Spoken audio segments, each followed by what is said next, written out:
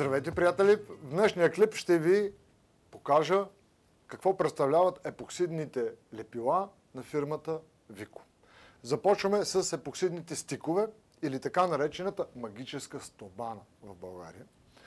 Това са двукомпонентни лепила. Тоест имаме два компонента. Много често клиенти ме питат къде е втория компонент. Ето, вътре е единия компонент, от външната страна на рулото е втория компонент.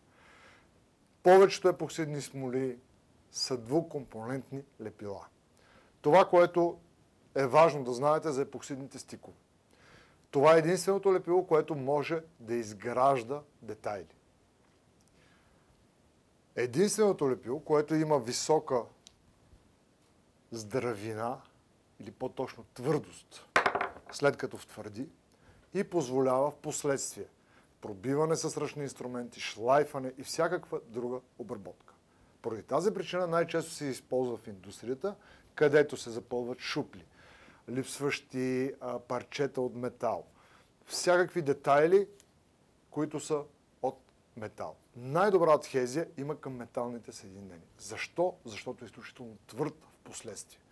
Тоест, ако ние започнем с епоксиден стик да лепиме пластмаса, която е мека, след това, след втвърдяване на лепилото, то ще стане изключително твърдо и в крайна сметка там ще се спука връзката. Как се работи с двукомпонентното епоксидно лепило алуминиев стик?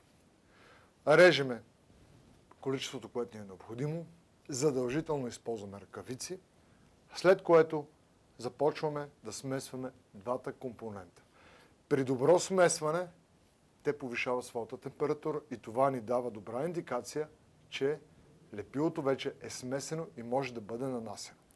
След това отвореното време е между 20 и 30 минути и тогава има около 50% якост.